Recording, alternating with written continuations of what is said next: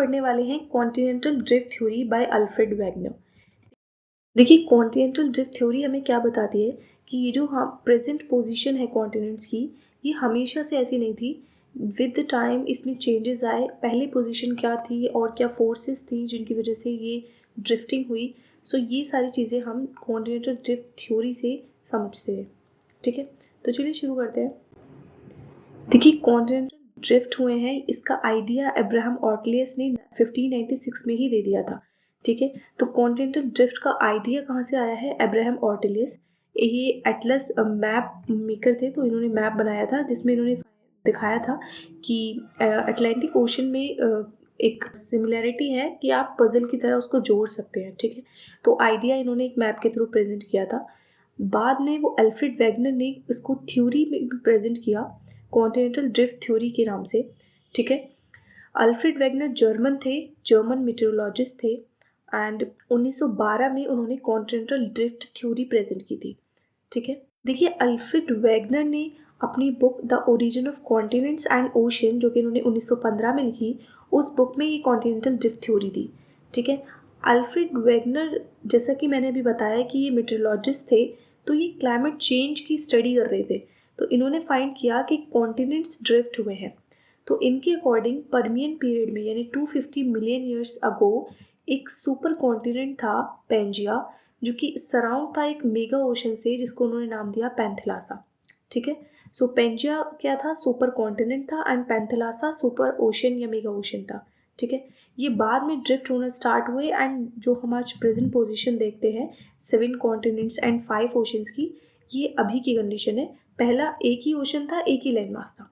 ठीक है, तो यहाँ से यहाँ तक की जो कंडीशन है ये इन्होंने कॉन्टिनेंटल ड्रिफ्ट थ्योरी में समझाई है। अल्फ्रेड वेगनर के अकॉर्डिंग ये जो आपका पेंजिया था, ये 225 मिलियन ईयर्स अगो इसमें ड्रिफ्टिंग स्टार्ट हुई। ठीक है, अब इसके पीछे क्या फोर्सेस थी वो हम बाद में पढ़ेंगे, तो ड्रिफ्ट कैसे हुआ वो देखते हैं।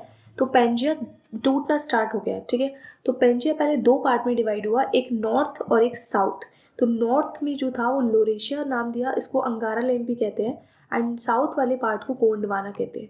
ठीक है, तो गोंडवाना में क्या था? साउथ अमेरिका था, अफ्रीका, देखिए इंडो वाली जो प्लेट थी वो भी अफ्रीका के पास थी, एंड ये अंटार्कटिका एंड ऑस्ट्रेलिया, ये सब गोंडवाना का पार्ट था।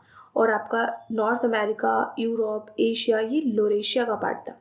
ठीक है, तो इस तरीके से ड्रिफ्ट हुआ। उसके बाद साउथ में ड्रिफ्टिंग स्टार्ट हुई, जो आपका साउथ अमेरिका एंड अफ्रीका ये अलग हुए, देन इंडियन प्लेट अलग हुआ, अंटार्कटिका, ऑस्ट्रेलिया, ये ड्रिफ्टिंग स्टार्ट होती।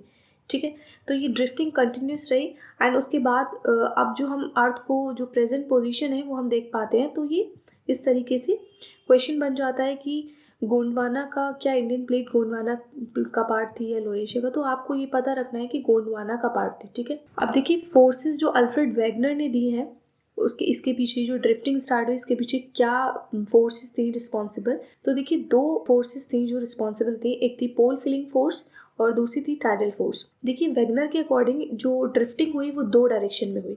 एक तो इक्वेटर की तरफ मूव किए कोऑर्डिनेट्स, जो कि पोल फिलिंग फोर्स की वजह से, एंड वेस्टवर्ड मूवमेंट हुआ टाइडल फोर्स की वजह से।